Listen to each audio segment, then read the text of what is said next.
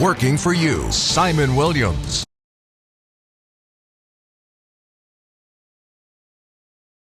First this morning, we have breaking news coming into our newsroom on the sexual assault and carjacking that happened near CCU's campus on Halloween. The second suspect that police were looking for is in custody this morning. 16-year-old Mijay Basnight is charged with first-degree criminal sexual conduct, carjacking with injury, attempted murder, kidnapping, and armed robbery. He is being held at the Department of Juvenile Justice. Now, this is the first suspect arrested in connection to that investigation. 17-year-old Jareel Warren is charged with attempted murder, armed robbery, kidnapping, and faces a number of other charges. He is being held at J. Rubin Long Detention Center.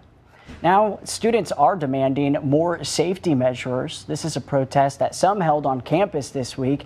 The assault happened just across the street from campus at an apartment complex on Highway 544, and students say they just don't feel safe in the area. At the protest, students demanded university leaders install more lights around walkways, place cameras in blind spots, and install more call for help boxes to increase safety around campus. Now, if you or someone you know has become a victim of sexual assault or abuse, there are resources available for you. Just call the number at the bottom of your screen.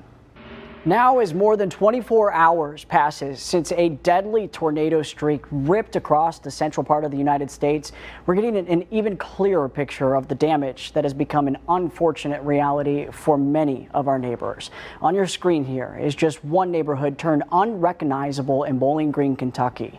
That's one of the states that was hit the hardest. In this county, more than 500 homes and 100 businesses were destroyed.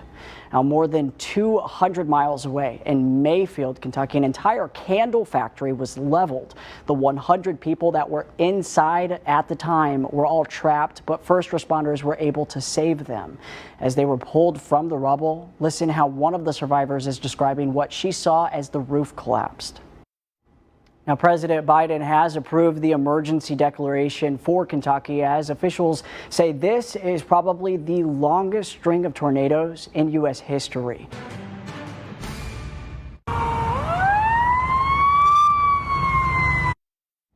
We're following a story we first told you about earlier this morning. Deputies in Darlington are still investigating after 2 Burger King employees were shot on Lamar Highway. You're watching a video that a viewer sent to us shortly after that shooting. Sheriff James Hudson says one employee was shot in the face and arm, and the other employee was shot in the arm and leg. We're still working to learn more about their condition. We will bring you the latest updates as we get them. Community members in Florence are coming together to support the family of a 16-year-old who suffered a neck injury during a wrestling match. This is Livingston Bridger. He was injured earlier this week during a match at South Florence High School. A close family friend posted a message on social media saying that Bridger had no feeling in his arm and legs after the incident.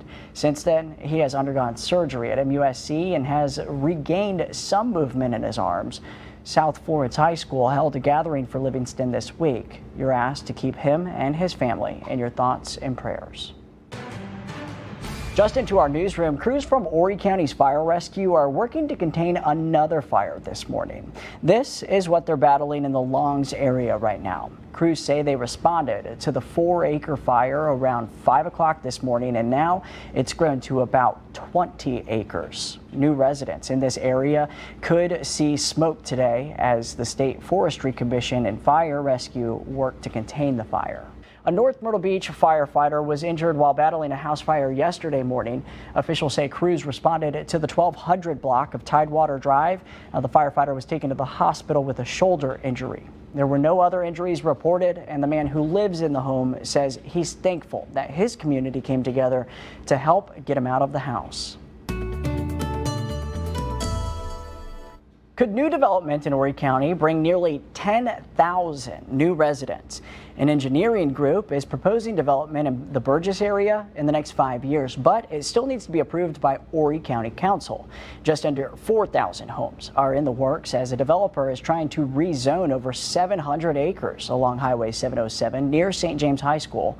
Walter Warren from Thomas and Hutton Engineering Group says they're creating maps and layouts to gather data and expand the Burgess community. One council member is concerned over how this will affect people living there now. Some other concerns include how this will affect school enrollment. St. James Elementary and High School are already over 100% capacity. A community meeting for this rezoning proposal will be held this Wednesday at 4 p.m. at the South Strand Recreation Center. A new report says home building in the Myrtle Beach area is outpacing the national average. That data comes from the Inspection Support Network. Looking at older home buying, ISN actually found that Myrtle Beach comes up second among similar metro areas in newer homes built and bought. They estimate that more than 130,000 homes have come in since 2000. The percentage of new homes built here is more than double the national average. For those in the building industry, they reaffirm that the trend here is uncanny.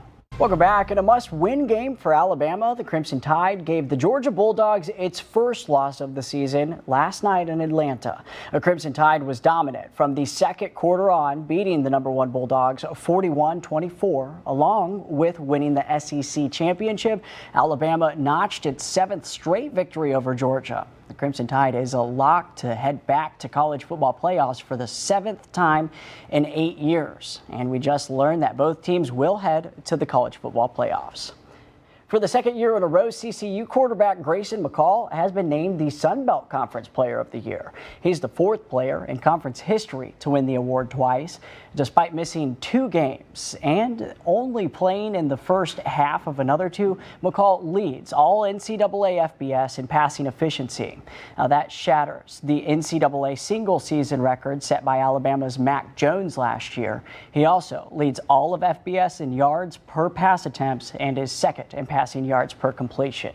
CCU assistant offensive coordinator and running back coach Newland Isaac was also named the American Football Coaches Association Assistant Coach of the Year. Now, the highest peak in COVID-19 cases came after winter holidays last year. So while we're all planning our holiday events this year, South Carolina health leaders say you shouldn't feel afraid to ask friends or family about their vaccination status before you or they attend an event. This is always a touchy situation, though. Yeah, so that's it's hard the to thing. approach. It is. So actually, I understand there is now a list of conversation starters. Another piece of advice, just be your authentic self. It actually helps a lot of people who might be confused or on the fence to just share why you got vaccinated, and then they might be able to understand a little bit better. And we have much more on this on our website, I'm sure. Yes, including the list. WPDE.com. It's the top story right now. Say that again. I said save Cookie Monster. What is your reference there? I have one in my head and I don't want to say it if I'm wrong. I want them to get the money. My 80s brain went to Save Ferris.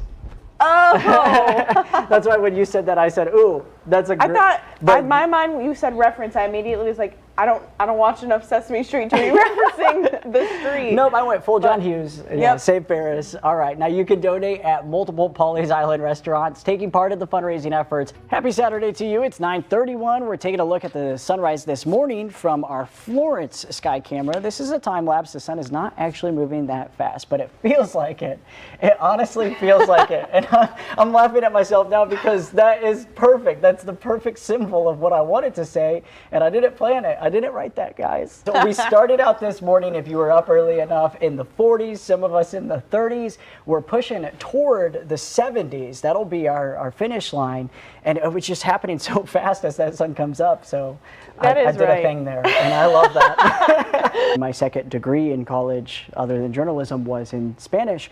So I think one of the biggest things that surprises a lot of people is to learn how diverse Latin America is. That, you know, people tend to think of like Latin American culture as one thing, but this is cool to teach young kids and also just show Colombia is very different from Mexico and, you know, Guatemala and Honduras, and they all have their very own unique culture. So you get to see Coco, and then you get to see Encanto and realize, you know, the differences in culture and how there are bridges, just like anywhere I was else. gonna say- Now, the Christmas tree sale is happening next to the Horry County Council on Aging Distribution Center. That's on Main Street, across from Conway Feed and Garden. Are you, I was just gonna ask you the same question, I think.